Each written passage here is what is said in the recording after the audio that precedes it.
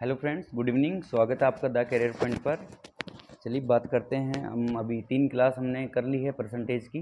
I hope आपको खूब अच्छे से समझ में आ रहा होगा, चीज़ें क्लियर हो रही होंगी।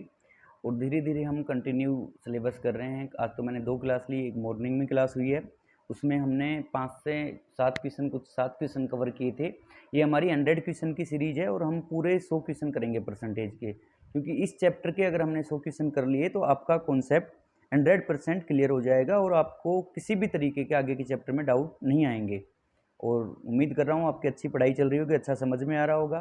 मैं क्या इम्प्रूवमेंट कर सकता हूँ, प्लीज़ कमेंट करके आप ज़रूर बताइए।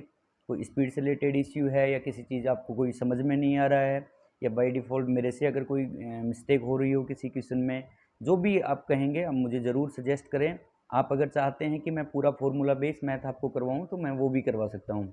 ठीक है, किस जो फॉर्मूले जैसा पहले बोर्ड वगैरह की क्लास में आपने पढ़ा है उस बेस पे भी पढ़ा सकते हैं, लेकिन एग्जाम के पॉइंट ऑफ व्यू से हमारे लिए वो ठीक नहीं रहेगा। हमें कम से कम टाइम में क्वेश्चन करने हैं। चलिए, कल हम बात कर रहे थे, कल ही हम इस बारे में बात कर रहे थे कि एसएससी का जो नोटिफिकेशन है वो 10 तारीख को आने वाला था, वो डिले हो गया। तो कल मैंने आपसे कह दिया था, पहले ही ये बात कही थी कि अगले 5 से 7 दिन में हम उम्मीद कर सकते हैं नोटिफिकेशन आ जाएगा। और आपके लिए गुड न्यूज़ है कि नोटिफिकेशन की डेट 17 तारीख को आएगा, ये फिक्स हो गई है। आज ही का नोटिफिकेशन है एसएससी का, 15/9 का, और 17 तारीख को एसएससी का नोटिफिकेशन आ रहा है। तो आप अपनी तैयारी को बिल्कुल ज़ोर शोर से स्टार्ट कर दीजिए, ताकि आप एग्ज़ाम, ये देखिए आज का नोटिफिकेशन है 15 तारीख का, इसमें कहा गया है कि 10 तारीख को जो नोटिफिकेशन आने वाला था वो 17 तारीख को अब नोटिफिकेशन आ रहा है।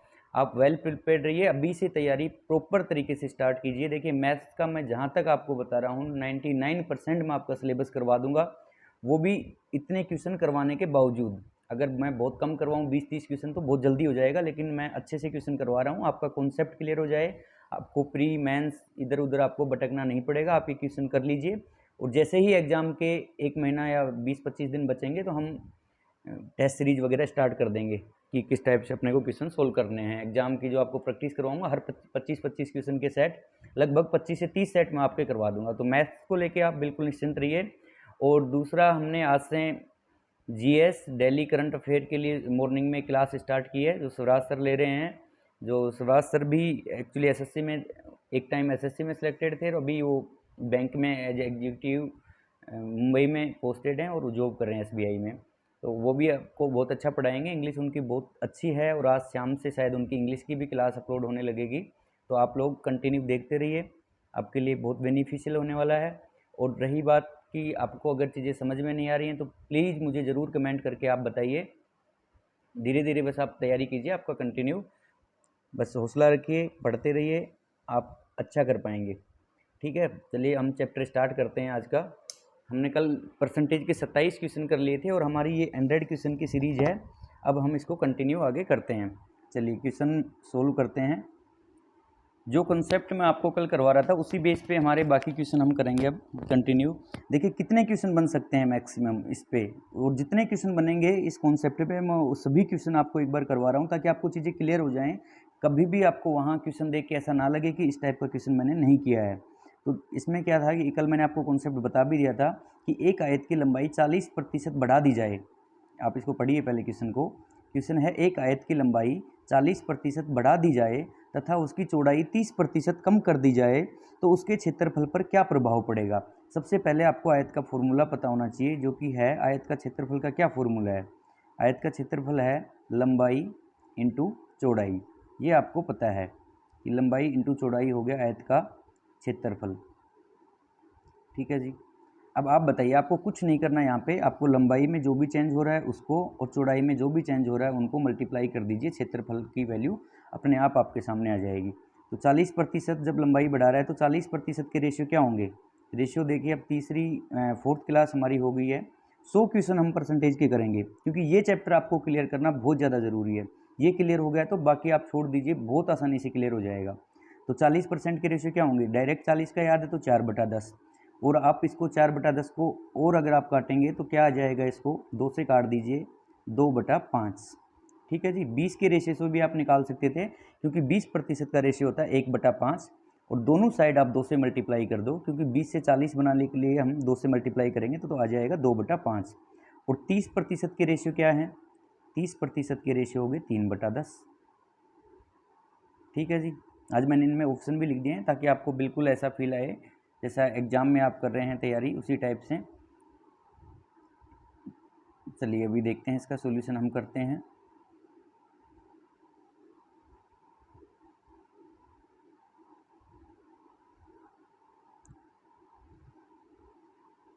देखिए इसकी क्या कह रहा है, लंबाई 40% बढ़ा दी, तो वही लंबाई की रेशियो आपके पास आ गई। मैं यहाँ लिख रहा हूँ आयत की लंबाई। ठीक है, लंबाई के रेशियो हैं, पहले 5 थी अब 2 बढ़ा दी, बढ़ाने की बात हो रही है। इतना तो आपको समझ में आ रहा होगा, 4th क्लास है हमारी।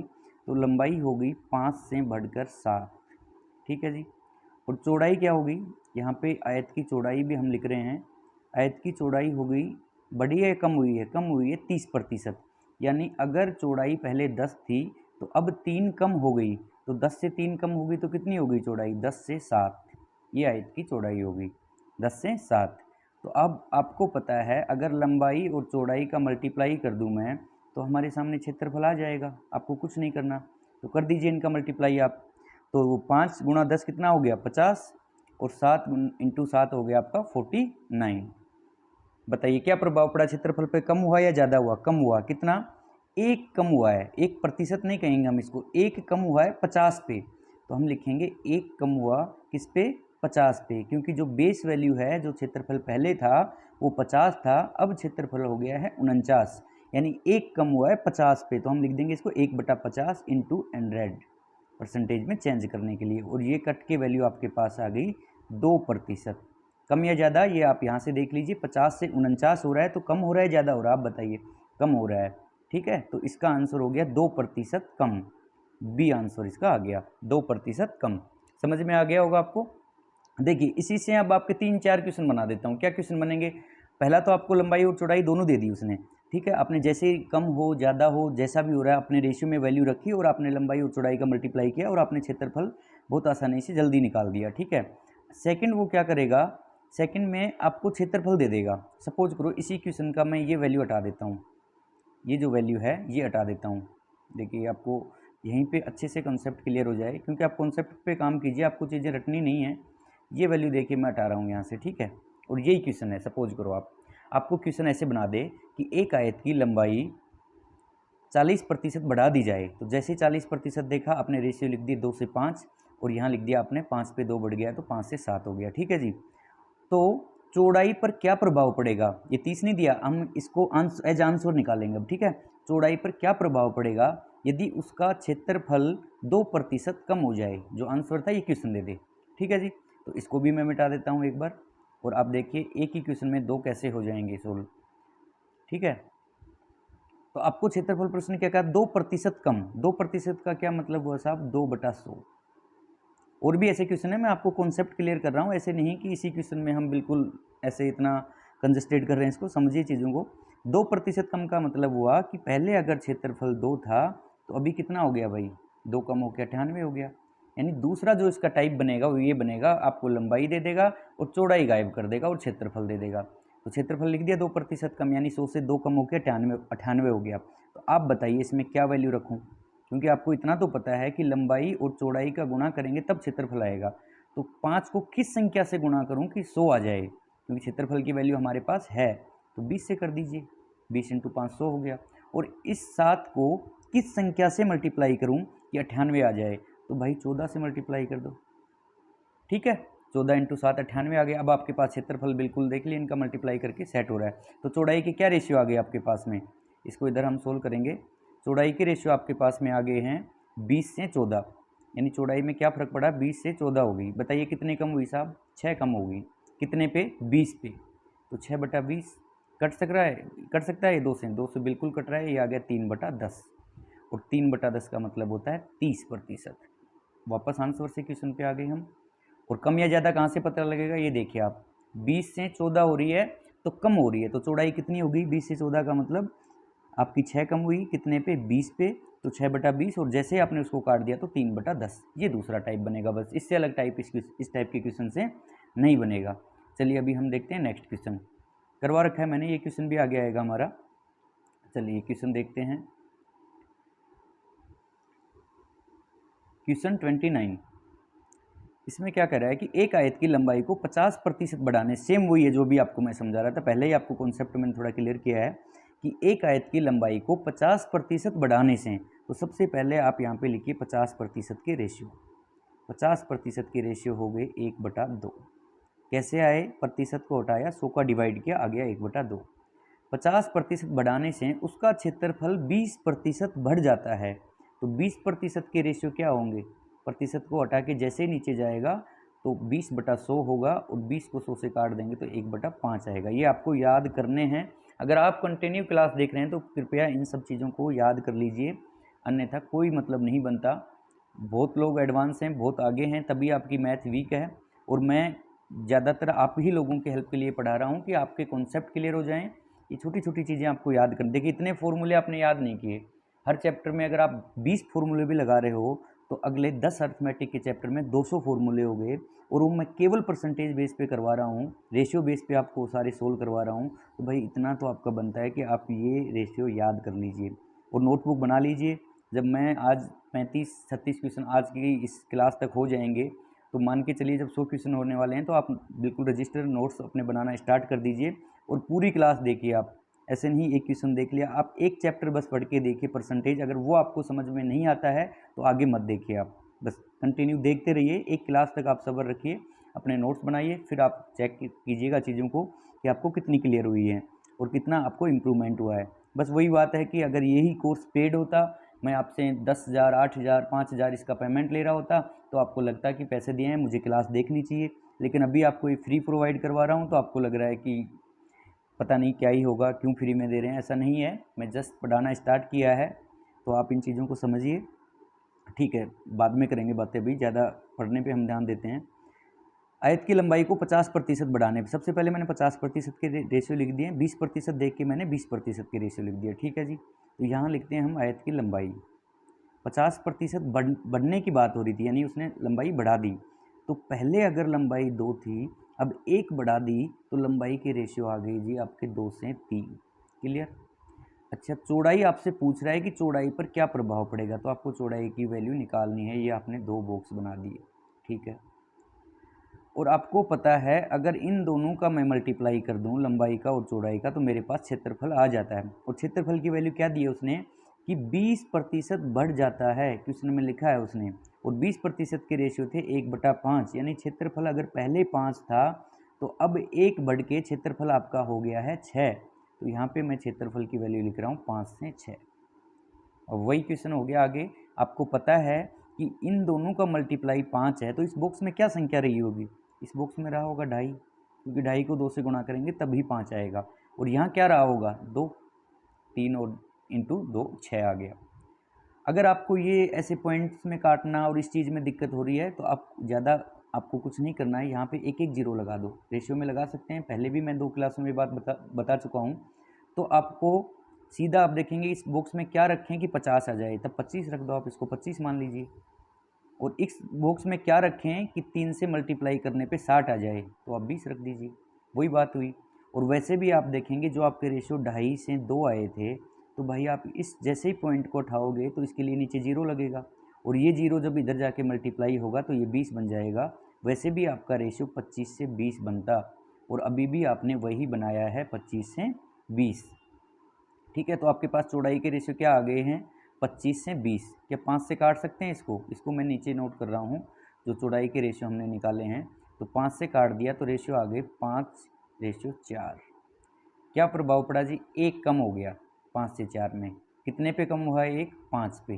बेस वैल्यू क्या थी 5, तो 1/5 का मतलब होता है 20%। तो आपका आंसर आ गया 20%। कम या ज़्यादा आप खुद देखिए यहाँ से कि 25 से 20 हो रहा था, तो उसकी चौड़ाई में वृद्धि हुई है या कमी हुई है, उसकी चौड़ाई में कमी हुई है 20% की। तो आपका आंसर ए आ गया इसमें, 20% कम। समझ गए होगे, आपको 2 क्वेश्चन करवा दिए इस टाइप के। उम्मीद कर रहा हूँ अच्छे से आपको समझ में आ रहा होगा। चलिए अब हम देखते हैं क्वेश्चन 3। आज का तीसरा क्वेश्चन हम करते हैं। अब इस टाइप से और कहाँ क्वेश्चन बना सकता है, देखिए अब क्वेश्चन है अपना क्वेश्चन नंबर 30 कि वर्ग की प्रत्येक भुजा को 10% बढ़ाने पर क्षेत्रफल में क्या प्रभाव पड़ेगा। ये दो तरीके से आपको बताऊंगा मैं, दोनों ही शॉर्ट हैं, रेशियो बेस से भी, और जहाँ भी रेशियो से भी कुछ शॉर्ट हो सकता है मैं आपको वो भी पैटर्न बता दूंगा, ठीक है।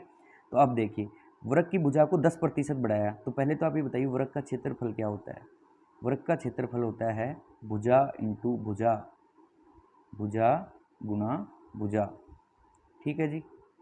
यानी भुजा को आपको 2 बार मल्टीप्लाई करना है, और भुजा वर्ग की चारों भुजाएं समान होती हैं, तो एक भुजा जितनी बढ़ी दूसरी भी उतनी बढ़ेगी, क्योंकि चारों भुजाएं समान हैं। तो आप बताइए भुजा कितनी बढ़ा दी उसने, 10%। तो 10% के रेशियो क्या होंगे, 1/10, ठीक है जी। अब 10 से 11, अब आप समझ रहे होंगे, बढ़ा दिया यानी 10 पे 1 बढ़ गया, तो रेशियो आ गया आपका 10 से 11। दूसरी भुजा भी सेम ही होगी, क्योंकि वर्ग की चारों भुजाएं सेम होती हैं, और आपको 2 बार भुजा का मल्टीप्लाई करना है। तो एक बार तो आपने कर दिया 10 से 11, एक बार फिर से कर दीजिए 10 से 11। अब आपने कर दिया भुजा इंटू भुजा, यानी ये जो आपने किया है ये सीधा क्षेत्रफल की वैल्यू आपने निकाल दी है। तो बताइए क्या आ गया, 100 और 11 का स्क्वायर 121। दूसरी बात, आपको कम से कम 30 तक की संख्याओं के स्क्वायर और 20 तक की संख्याओं के क्यूब अच्छे से याद होने चाहिए, और पाड़े तो 25 तक तो याद होने ही चाहिए, जो आपकी कैलकुलेशन में काफ़ी मदद करेंगे, ठीक है। तो आपका क्षेत्रफल आ गया 100 से 121, बताइए कितना बढ़ गया, सीधा ही 21% बढ़ गया। जब भी यहाँ पे 100 होगा तो हम सीधा लिख देंगे इसको 21%। वैसे आप निकालते तो, अब वैसे क्या कर रहे थे हम इतनी देर से कि 21 बढ़ा कितने पे, 100 पे, इंटू 100, तो 100 कट जाएगा, 100 से 100, आखिरी आंसर तो आपका 21% आएगा। यानी क्षेत्रफल में कितनी वृद्धि हुई, 21% की। आप इसको वीडियो को यहाँ पे पॉज कीजिए और इसको नोट कर लीजिएगा। सेकंड, इसमें क्या इंप्रूवमेंट कर सकते हैं हम वो देखिए, मतलब वो शॉर्ट इसको कैसे कर सकते हैं इस क्वेश्चन को।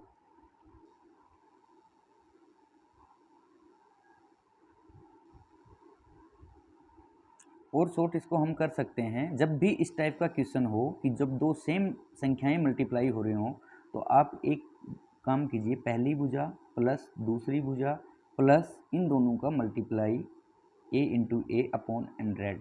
बहुत ज़्यादा टफ नहीं है ये, सेम चक्रवर्ती ब्याज में आपको यही चीज़ें सिखाने वाला हूँ मैं, वहाँ भी यही चीज़ें आपके काम आएंगी, ठीक है जी। तो पहली भुजा और दूसरी भुजा, वृत्त की तो चारों भुजाएं सेम हैं, तो दोनों बार a आएगा, तो a की कितनी वैल्यू होगी, 10, यहाँ पे प्लस लगाया आपने, फिर लिखा आपने 10, तो ये तो आपका हो गया 20, इन दोनों की वैल्यू, ठीक है जी। प्लस कर दीजिए a इंटू ए, और a की वैल्यू क्या है, 10 इंटू 10 अपॉन 100, ठीक है जी। ये 0 से 0 कट गया, इससे ये कट गया, और यहाँ बचा 1, और ये था 20, तो टोटल आ गया 21% की वृद्धि। वैसे भी आंसर 21 आया था, आप इससे भी अगर आंसर निकालेंगे तो 21% आएगा। समझ गए आप। चलिए नेक्स्ट क्वेश्चन देखते हैं फिर।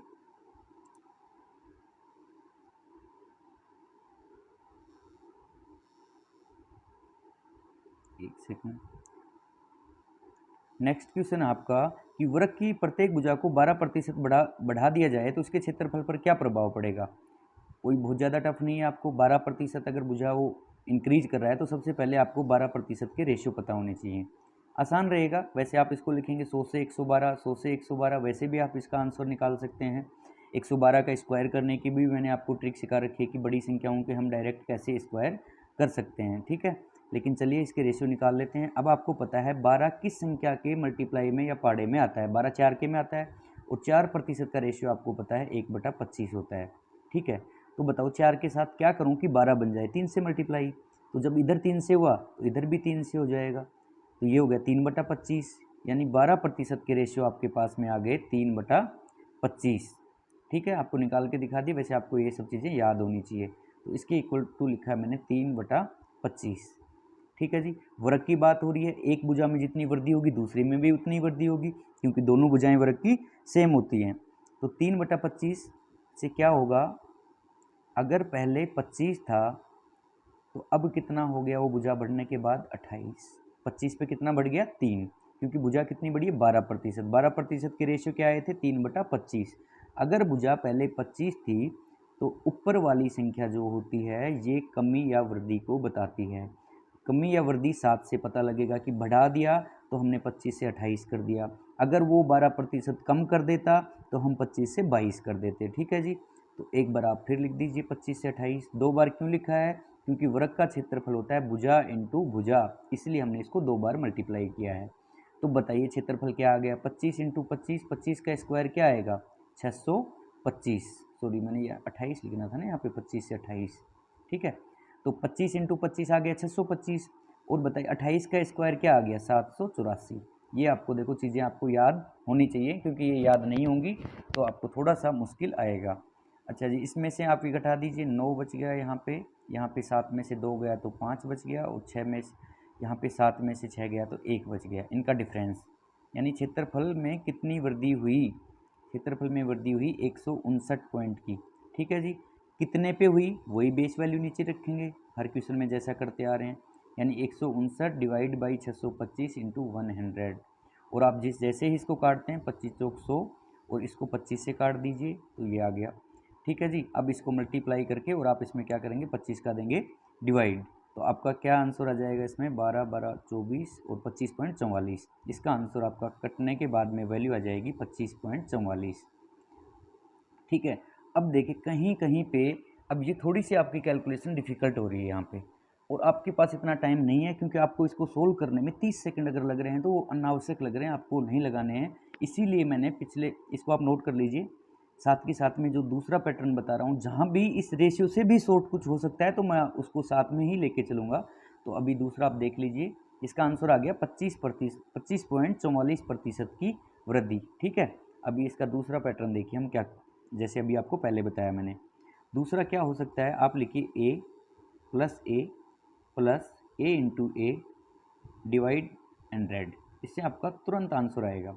तो a प्लस ए, यानी a को डबल करना है तो 12 था a की वैल्यू, और 2 बार a प्लस ए किया तो हो गया 24।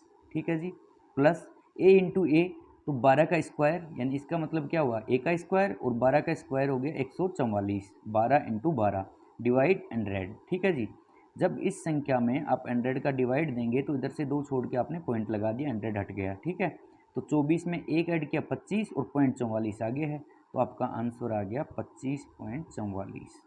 कमी हो रही है, वृद्धि हो रही है, क्योंकि जब भुजा बढ़ रही है तो क्षेत्रफल बढ़ेगा, कम होने की संभावना नहीं है। आयत में ऐसा हो सकता है कम हो जाए, क्योंकि वहाँ पे लंबाई और चौड़ाई दो चीज़ें हैं, हो सकता है उसने लंबाई को बहुत कम बढ़ाया हो और चौड़ाई को बहुत ज़्यादा कम कर दिया हो, तो इसलिए वहाँ कम हो सकता है। लेकिन वर्ग में अगर बढ़ा दिया तो हमेशा बढ़ेगा, कम कर दिया तो क्षेत्रफल कम ही होगा, क्योंकि दोनों भुजाएं वर्ग की सेम होती हैं।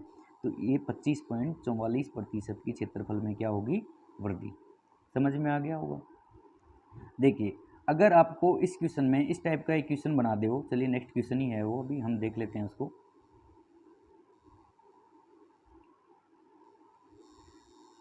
आपका नेक्स्ट क्वेश्चन है क्वेश्चन 32, इसका रिवर्स। आपको पहले बता दिया उसने कि क्षेत्रफल में कितनी वृद्धि हुई। क्वेश्चन है एक वर्ग के क्षेत्रफल में 44% की अगर वृद्धि हो जाती है, क्षेत्रफल में कितनी वृद्धि हुई भाई, 44%। तो आप देखिए कैसे लिख रहे थे अभी क्षेत्रफल, यहाँ आप लिख रहे थे पहली भुजा की वैल्यू, ठीक है जी, इसके आगे आप लिख रहे थे दूसरी भुजा की वैल्यू, और जब इन दोनों का आप मल्टीप्लाई कर रहे थे तो आपके पास क्या निकल के आ रहा था, क्षेत्रफल। इतना तो आपको पता ही होगा। तो आपके पास ना ये भुजा है, क्योंकि भुजा तो सेम ही होती है ना ये वाली वैल्यू है ना ये वैल्यू है, ये वैल्यू आपके पास नहीं है, और क्षेत्रफल आपको दे दिया कि 44% की वृद्धि हो गई। तो क्षेत्रफल 44% का क्या मतलब हुआ, यानी कि इस प्रतिशत को आप जैसे ही हटाएंगे तो नीचे 100 लगा देंगे, यानी कि 44/100। तो इसका मतलब हुआ कि अगर क्षेत्रफल पहले 100 था, अब 44 बढ़ गया, तो क्षेत्रफल कितना हो गया जी, 100 से 144। समझ में आ गया। और ये संख्या आपको हमेशा पूर्ण वर्ग में मिलेगी, क्योंकि क्षेत्रफल भुजा इंटू भुजा से आई हुई एक वैल्यू है, और जब दो संख्याएं समान संख्याएं गुणा हुई होंगी तब क्षेत्रफल निकल के आया होगा। हो सकता है ये काटने के बाद आपको पूर्ण वर्ग संख्या मिले, लेकिन अंत में जो ये संख्या मिलेगी फाइनल, वो पूर्ण वर्ग मिलेगी। ऐसा कभी भी नहीं होगा कि आपको क्षेत्रफल दिखा देगा ऐसे पॉइंट्स में। ठीक है, तो ये पूर्ण वर्ग संख्या होगी। तो बताइए 100 किसका स्क्वायर है, क्या लिखूँ यहाँ पे मैं, 10, कलर चेंज कर देता हूँ इसका मैं, यहाँ पे लिखेंगे हम 10, और यहाँ पे भी 10। 10 दोनों में सेम क्यों लिखा, क्योंकि वर्ग की भुजा सेम होती है। ठीक है जी, और ये किसका स्क्वायर बन गया बताइए आप, ये बन गया 12 का, 12 इंटू 12 144। ठीक है, समझ में आ गया हो आपको। क्षेत्रफल 100 से 144 हो रहा है, ये आपको पता लग गया। और अगर 100 से 144 हो रहा है तो दोनों भुजाओं के मल्टीप्लाई से 100 आया होगा, और दोनों भुजाएं वर्ग की तो चारों भुजाएं सेम होती हैं, इसलिए हमने वैल्यू रखी 10 इंटू 10 100, 12 इंटू 12 144। तो बताइए क्या प्रभाव पड़ रहा है भुजा में, आप कहीं से भी उठा के लीजिए क्योंकि दोनों सेम है। 10 से हो रही है 12, तो इसको नीचे आप थोड़ा देखिए, अगर भुजा 10 से 12 हो रही है तो जी कितना बढ़ गया है इसमें 2, कितने पे 10 पे, और 2/10 का क्या मतलब होता है, रेशियो क्या होता है 20%। 3/10 30, 4/10 40, 7/10 70%, 9/10 90%, तो 2/10 हो गया 20%। बताओ भुजा में वृद्धि हुई या कमी, भुजा में वृद्धि हुई क्योंकि भुजा हुई थी 10 से 12। ठीक है जी, समझ में आ गया होगा, उम्मीद करता हूँ आपको अच्छे से समझ रहे होंगे आप। चलिए नेक्स्ट क्वेश्चन देखते हैं। फिर नेक्स्ट क्वेश्चन है आपका, अब इसी टाइप के अगर वर्त में आपसे पूछ लिया जाए कि वर्त में इनको कैसे अप्लाई करेंगे, आप कहेंगे यार वर्त का क्षेत्रफल निकालना था, ये कैसे सोल्व करते हैं हम।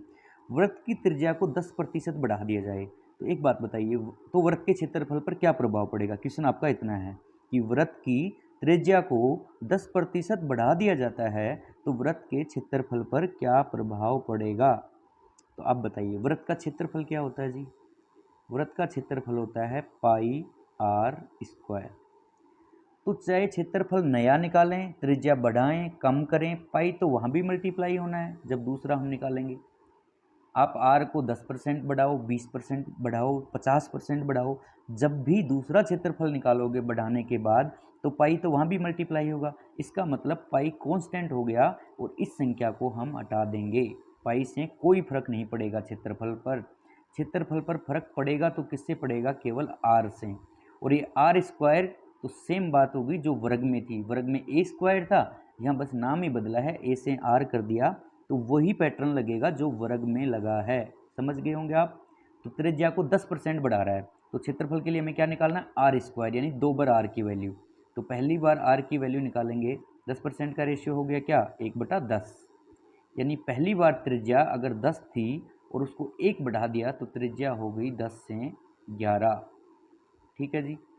फिर आर निकाला एक बार, बताओ 2 बार क्यों निकाल रहे हैं, क्योंकि क्षेत्रफल आर स्क्वायर होता है, पाई कांस्टेंट था इसलिए पाई को हमने हटा दिया, हमें केवल आर स्क्वायर की वैल्यू निकालनी थी, इसलिए 2 बार आर इंटू आर हम लिखेंगे तो रेशियो आ गया आपके 10 से 11। और आर स्क्वायर की वैल्यू आपकी क्या निकल के आई, 10 इंटू 10 हो गया 100 और 11 इंटू 11 हो गया 121। तो सीधा 100 से 121 जा रहा है, जब यहाँ 100 आ जाए तो जो परसेंटेज बीच में डिफरेंस आ रहा है वो सीधा लिख दीजिए, क्योंकि 100 पे तो परसेंटेज होता है भाई। तो आपका प्रतिशत आ गया 21% की वृद्धि। बताओ कमी है या वृद्धि, 100 से 121 हो रहा है तो निश्चित तौर पर वृद्धि है। तो इसका आंसर आ गया 21% अधिक, बी आंसर आ गया आपका।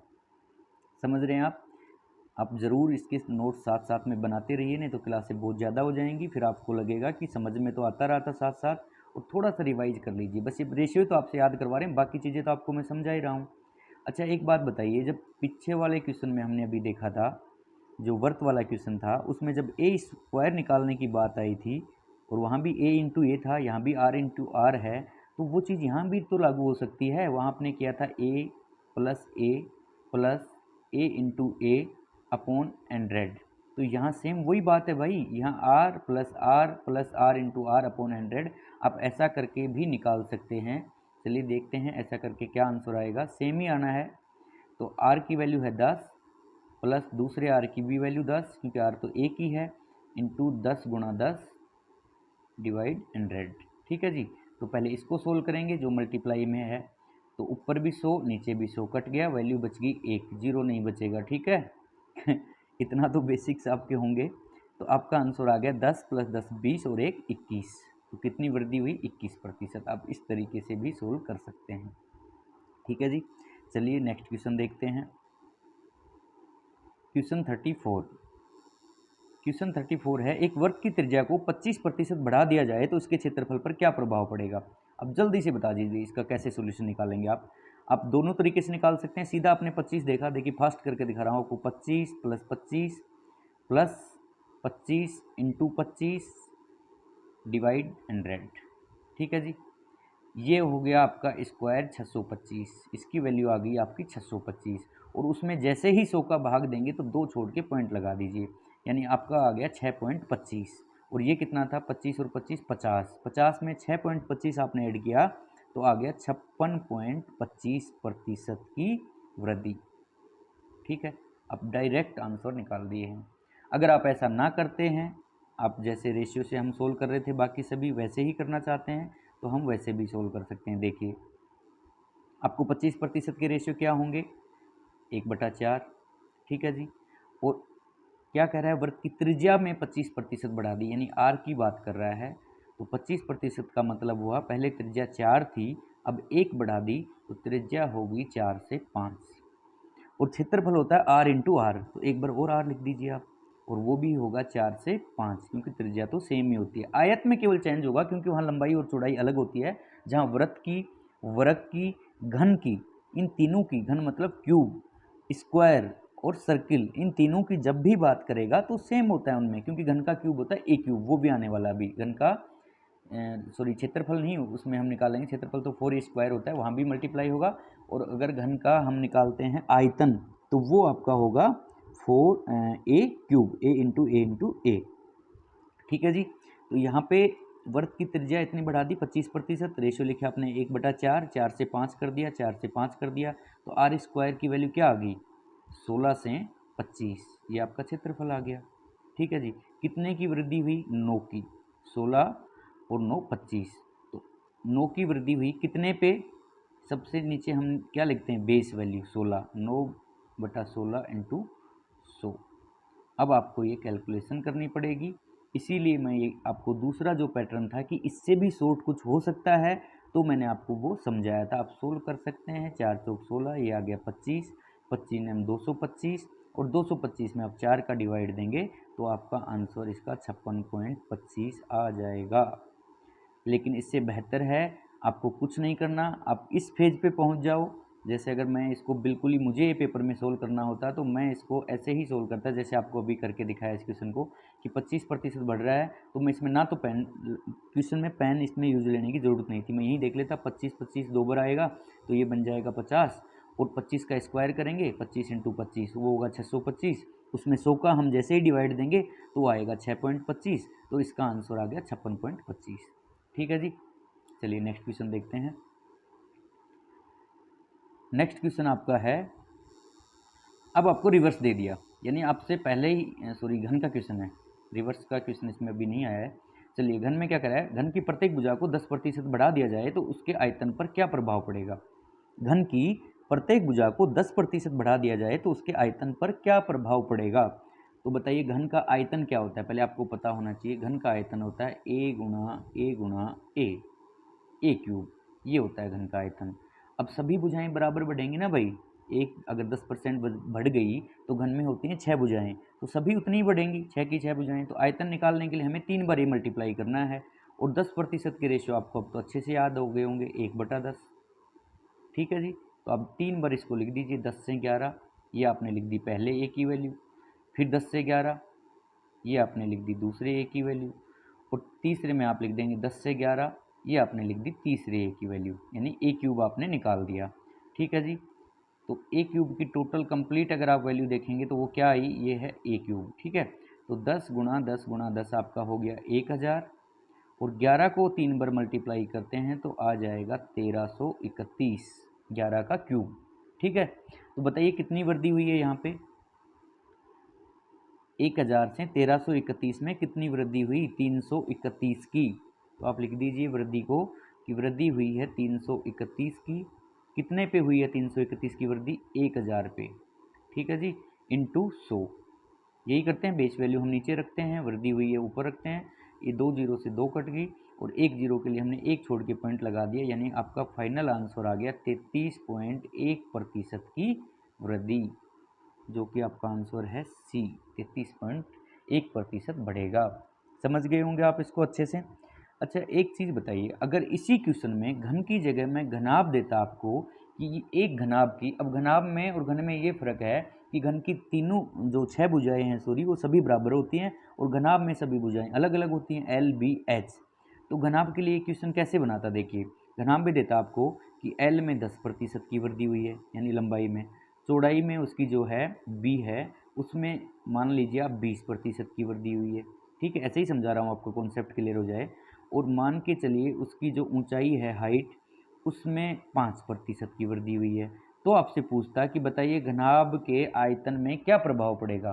तो आपको कुछ नहीं करना था, यहाँ आप एल की वैल्यू लिखते, ठीक है, एल में 10 से 11 बनाते। फिर बी 20%, 20% का रेशियो होता है क्या, 1/5, तो यहाँ आप लिखते 5 से 6, ये बी की वैल्यू आ गई। और फिर सी में, एच में लिखते आप हाइट उसकी कितनी बढ़ रही है, 5%, 5% के रेशियो क्या हो गए, 1/20, तो यहाँ आप लिख देते 20 से 21, और इधर इन तीनों का मल्टीप्लाई करते, इधर इन तीनों का मल्टीप्लाई करते, तो आपका घनाभ का क्षेत्र आयतन निकल के आ जाता। समझ रहे हैं आप चीज़ों को, बस आसान है, ज़्यादा कोई इधर अभी क्वेश्चन आएंगे उसके भी मैं आपको करवा दूंगा, ऐसे ही साथ के साथ में मैं आपको कॉन्सेप्ट बताने के लिए, ठीक है। चलिए नेक्स्ट क्वेश्चन देखते हैं हम। नेक्स्ट क्वेश्चन है आपका, एक घन की भुजा में x% की कमी कर दी जाए तो इसका आयतन 27% कम हो जाता है। एक घन की भुजा में x% की कमी कर दी जाए तो इसका आयतन 27%, ठीक है जी। तो यहाँ पे आपको दे रखा है कि घन की भुजा में x% की कमी कर दी जाए तो आयतन 27.1% कम हो जाता है, ठीक है। तो इसकी x का मान क्या था ये पूछ रहा है आपसे, ठीक है। तो आप देखिए 27.1 की रेशियो तो मुझे भी नहीं पता है, क्या रेशियो लिखूंगा मैं इसकी, सीधा वैल्यू लिख दूंगा इसकी। ज़रूरी नहीं है ना आपको हर चीज़ के रेशियो होंगे, मैंने लिख दिया आपको 72.512%, 72.512% लिख दिया। बताइए क्या रेशियो लिखेंगे, आप सीधा लिख देंगे 72.512, 512% को हटा के नीचे 100 लगा देंगे। तो ज़रूरी नहीं है आपको हर चीज़ के, आपको मेन जो बेसिक संख्या हैं जो बार बार यूज ली जा रही हैं आपको उनके रेशियो याद रखने हैं। तो आपने 27.1 को लिखा 27.1/100, ठीक है जी। इस प्रतिशत की जगह आपने नीचे 100 लगा दिया। तो क्या हो रहा है, इसका आयतन कम हो रहा है। तो अगर आयतन कम हो रहा है तो आपको पता है कि आयतन कैसे आया होगा, पहले ए, फिर ए और फिर ए, 3 बार आपने अगर ए रखा होगा तब आयतन आया होगा ए क्यूब, क्योंकि घन का आयतन होता है ए क्यूब। तो आप बताइए आयतन पहले कितना था, 100, ये बेस वैल्यू, और 27.1 कम हो गया तो 100 में से हम 27.1 घटा देंगे। अरे जब यहाँ पे 1/5 रेशियो होता, सपोज करो 20%, तब आप क्या करते, 5 में से 1 घटाया तब भी तो 4 लिखते ना उसको। तो अभी आप लिख दीजिए इसको 100 माइनस 27.1, 100 में से 27.1 अगर आप घटाते हैं तो आपका कितना बचता है, शायद 72.9 बच गया आपका, 72.9, 27.1 जैसे ही आप घटाएंगे तो आपका बचा 72.9। तो आप एक चीज़ बताइए, इस पॉइंट को जैसे ही आप हटाएंगे, सोल्व करना सीख लीजिए इसको आप, तो नीचे लिखेंगे 10, यानी कि इस पॉइंट के बाद एक डिजिट थी उसके लिए एक जीरो लगा दी, और ये 10 इधर आके वज्र गुना जो होगा क्रॉस मल्टीप्लाई होगा तो इधर मल्टीप्लाई में आ जाएगा। अब थोड़े दिन बाद में आपको ये चीज़ें मैं बार बार ऐसे नहीं बताऊंगा कि ये यहाँ पे 10, क्योंकि आप CGL वगैरह अच्छे कंपटीशन की तैयारी कर रहे हैं तो आपको पता होना चाहिए कि यहाँ से पॉइंट हटा इधर जीरो लग गया, ठीक है जी। तो आपके पास बन गया 1000 से 729, और मैंने कहा था कि ये जब तीनों सेम थे ए, तो यानी कि यहाँ पे तीनों बॉक्स में जो संख्या आने वाली है वो सेम आने वाली है, इसका मतलब ये क्यूब है। और ये किसका क्यूब है, ये है 10 का क्यूब, तो 10, 10 और 10, और ये भी क्यूब है किसी का, और ये किसका क्यूब है, ये है 9 का क्यूब। तो 10 से 9, यानी भुजा में क्या प्रभाव पड़ रहा है, कोई सी भी संख्या उठा लीजिए, सब में 10 से 9 हो रहा है। तो आपको बताइए भुजा में क्या प्रभाव पड़ा, एक की कमी हुई, कितने पे, 10 पे, और 1/10 होता है 10%, कितना होता है 10% की कमी। तो आपसे पूछा था x का क्या मान है, 10%, यानी घन की भुजा में x% की कमी कर दी जाए तो उसका आयतन 27.1% कम हो गया था, तो x का मान आ गया 10%। समझ में आ गया होगा आपको, कोई बहुत ज़्यादा इसमें रॉकेट साइंस नहीं है, इजीली आप चीज़ों को समझिए। आप बिल्कुल भी टेंशन तनाव ना ले, आराम से समझे, धीरे धीरे ऐसे ही करते, अगर आपको ये सब चीज़ें समझ में आ रही हैं ऐसे ऐसे करते ही आपकी पूरी तैयारी हो जाएगी, आपको पता भी नहीं लगेगा कि कब तैयारी हो गई। बस छोटी छोटी चीज़ें आप इनके कॉन्सेप्ट हैं समझते रहिए। देखिए मैं इतना छोटा, इतनी मतलब बारीकी से बता रहा हूँ कि 72.9 था, पॉइंट हटाया, नीचे 10 आएगा, वो 10 इधर क्रॉस मल्टीप्लाई में आ गया, भाई ये कोई भी नहीं बताएगा आपको, ठीक है। और जो जिनकी तैयारी बहुत अच्छी है वो थोड़ा सा स्पीड आप ज़्यादा कर लीजिए, क्योंकि आपको लग रहा है अनावश्यक हम स्लो, तो 2 की स्पीड करके आप देख लीजिए, ठीक है। और जिनकी स्पीड समझने की क्षमता कम है लेकिन मेहनत कर रहे हैं, अच्छी बात है, किसी की भी मैथ तैयार नहीं होती। देखिए बचपन से सब एक जैसे ही होते हैं, सब बाद में ही पढ़ाई करते हैं, ठीक है। आप ये हो सकता है आप थोड़ा लेट लगे हैं, थोड़ा लेट समझ में आ जाएंगी चीज़ें, कभी भी डीमोटिवेट नहीं होना है।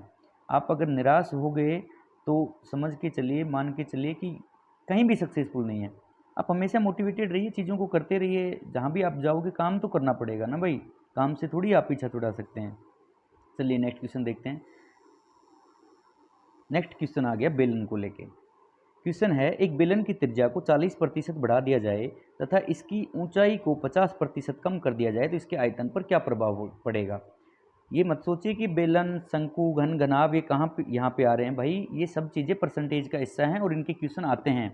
आप प्रीवियस ईयर क्वेश्चन देखना एसएससी के, उनमें आपको इनके क्वेश्चन मिल जाएंगे, बहुत आसानी से देखेंगे। प्री में एक आधा क्वेश्चन और मेंस में भी 2-3 क्वेश्चन इस टाइप के भी क्वेश्चन आपको मिलेंगे। प्रीवियस ईयर क्वेश्चन आप देखेंगे तब। सबसे पहले पूछ रहा है कि उसकी त्रिज्या को 40% बढ़ा दिया जाए, ऊंचाई 50% कम कर दी जाए तो आयतन पर क्या प्रभाव पड़ेगा। तो पहले तो दिक्कत आपको यहीं आ गई कि ये बेलन का आयतन क्या होता है। आपको हल्का सा दर्द किडनी में तो यहीं हो गया, क्योंकि आपको तो फॉर्मूले याद नहीं है। सर ने तो परसेंटेज बढ़ाना स्टार्ट किया था, ये बीच में ये कहाँ पे पहुँच गए हैं सीधे ही कि बेलन आ गया कभी शंकु। भाई धीरे धीरे चीज़ें याद हो जाएंगी, ज़्यादा तनाव ना लें, शांति से रहें, ठीक है। बेलन का आयतन होता है पाई आर स्क्वायर और एच। तो वो कहानी दोबारा बताऊं कि पाई वाली जो अभी आपसे पिछले क्वेश्चन में मैं बात कर रहा था कि पाई कांस्टेंट है। आप आर में कितना भी चेंज करो, कितना भी कम ज़्यादा करो, एच को कितना भी कम या ज़्यादा करो, पाई तो वहाँ भी मल्टीप्लाई होना है, यहाँ भी हो रहा है। तो एक मान के चलो, जब परसेंटेज में इनके हम क्वेश्चन कर रहे हैं तो पाई हट जाएगा, पाई से कोई फर्क नहीं पड़ेगा, ठीक है जी। तो आपके पास वैल्यू बच गई आर स्क्वायर और एच। बताओ कैसे सोल्व करोगे। आपको अगर इतना समझ रहे हैं तो आपको ये समझ में आ गया होगा कि भाई मुझे 2 बार तो आर के रेशियो लिखने हैं क्योंकि आर स्क्वायर है, और 1 बार एच के रेशियो लिखने हैं, बस वही मेरा आंसर है, ठीक है। और वही आंसर होगा। देखिए त्रिज्या 40% बढ़ा दी, तो त्रिज्या 40% के रेशियो क्या होंगे, 40/100। और भाई याद हो जाना चाहिए 20% का 1/5 होता है, तो 40% का होगा 2/5। इसको आपने 20 से काट दिया तो रेशियो आ गया 2/5। तो 40% त्रिज्या बढ़ा दी, इसका मतलब ये नीचे मानेंगे हम पहले थी त्रिज्या 5 और अब 2 बढ़ा दी, तो त्रिज्या नई कितनी होगी बताइए आप, 7। यानी त्रिज्या के रेशियो आ गए 5 से 7। एक बार और लिख दीजिए। क्यों लिख दिया भाई 2 बार, क्योंकि आर स्क्वायर था, आर की वैल्यू हमें 2 बार लिखनी थी, ठीक है। और एच के रेशियो क्या आएंगे, हाइट। तो क्या कह रहा है, इसकी ऊंचाई 50% कम कर दी गई, तो 50% के रेशियो क्या होंगे, प्रतिशत हटाओ, नीचे 100 लगा दो, तो 1/2, यानी एच के रेशियो आ गए आपके 1/2। तो आपकी और कम हो रही है, तो अगर पहले हाइट 2 थी, अब उसमें से 1 कम कर दी, तो एच के रेशियो आ गए आपके 2 - 1, अब बची 1। तो अब जो नीचे आप मल्टीप्लाई लिख रहे हैं, ठीक है, इधर वाला मैं मिटा सकता हूँ।